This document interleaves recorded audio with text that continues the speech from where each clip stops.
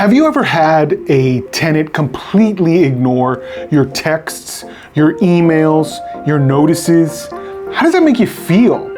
Pretty crappy, I'm sure, because nothing's worse than really needing to get your point across to somebody and they're just not responding. Today we're talking all about that tenant who isn't listening to you and what it's going to cost you in the end. Let's get started.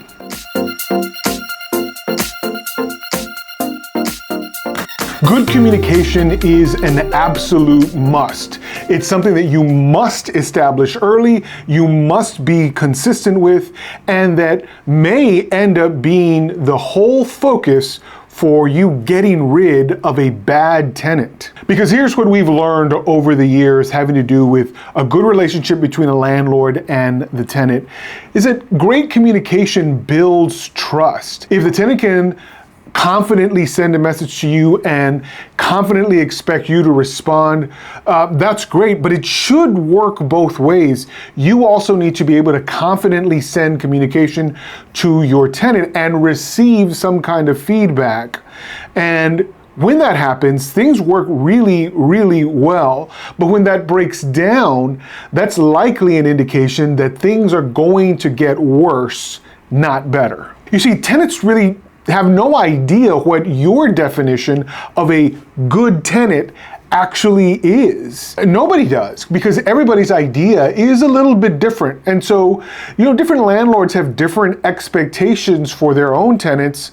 You might, for example, expect your tenant to respond only by telephone call, which I don't really advise, but that might be your expectation. You might expect only text communication or email communication or good old-fashioned snail mail. Maybe that's your tried and true method, and that's your expectation for good communication between you and all of your tenants. But the truth is, these aren't intuitive things that people just come to your rent property knowing. Unless you share this with them, they have no idea how to meet your expectations. That's why it helps tremendously to lay all of this out before you ever give the keys, before you ever give possession, before you ever accept a single dollar in rent or security deposit, that your tenants are well aware of how you plan to communicate with them and what you expect from them when you do send them a message. And one reason why this is absolutely necessary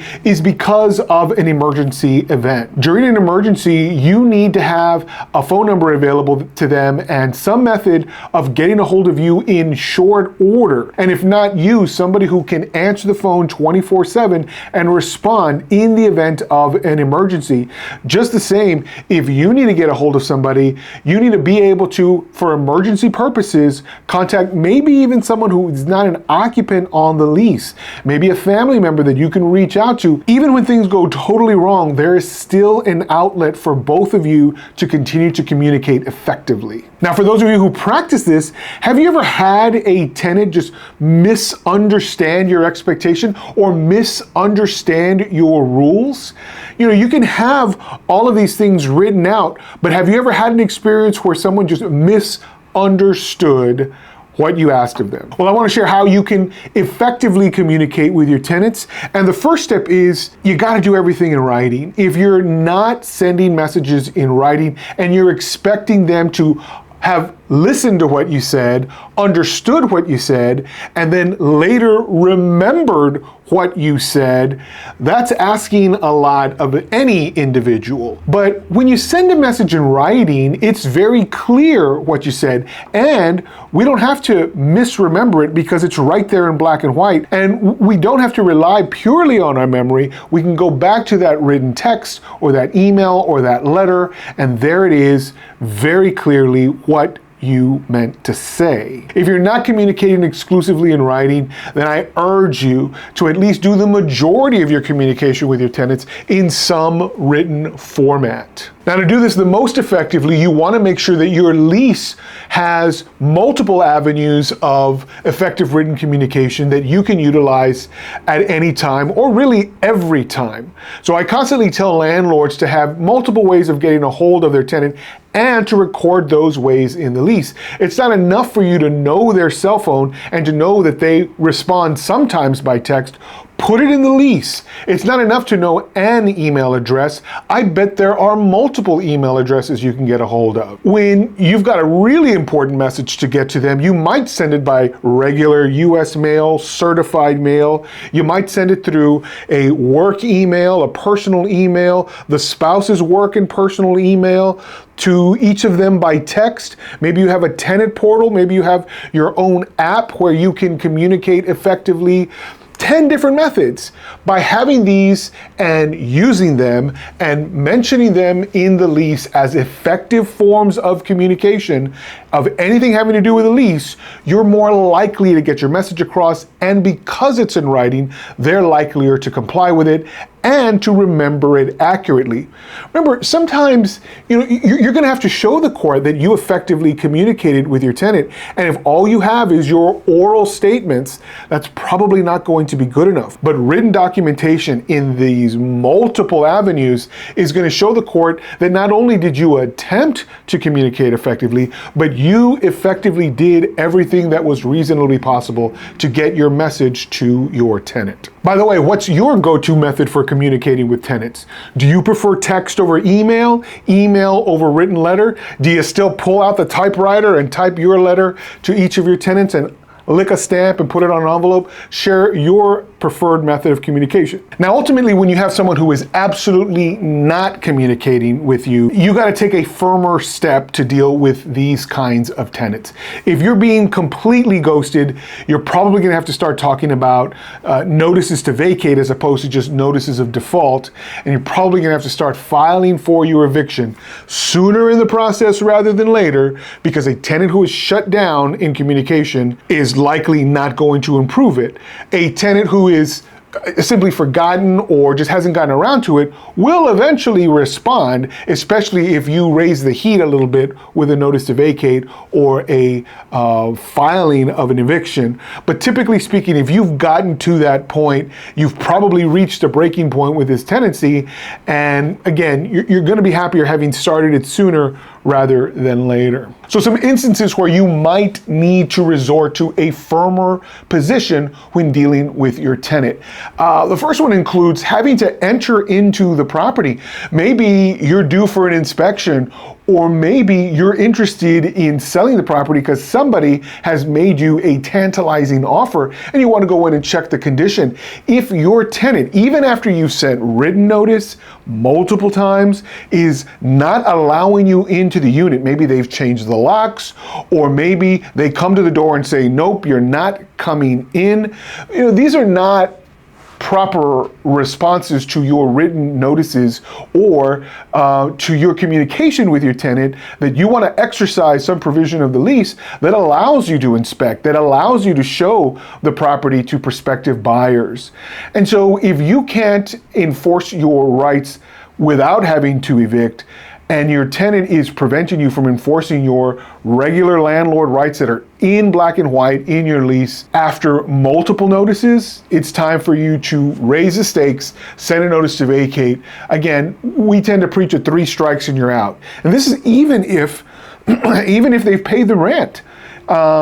This kind of violation could end up costing you thousands down the way, particularly in a lost opportunity to sell the property simply because the tenant wouldn't comply with a term that's already in their lease. Certainly, if you're receiving notices from your homeowners association, maybe even neighbors who are complaining about how loud your particular tenants get, or how they're failing to maintain their property and it's affecting them. Maybe they have an unauthorized pet that's broken out and bitten one of the neighbor kids. Now you've got a problem. And if after multiple attempts on your part to reach your tenant and you're getting nowhere with that communication, definitely you want to elevate this to a notice to vacate and begin the eviction process, because these kinds of things, again, don't get better with time. If you're in a situation where your HOA or your neighbors are complaining about your tenants,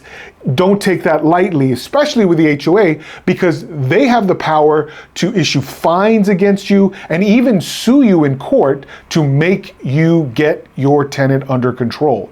Don't put yourself in that position.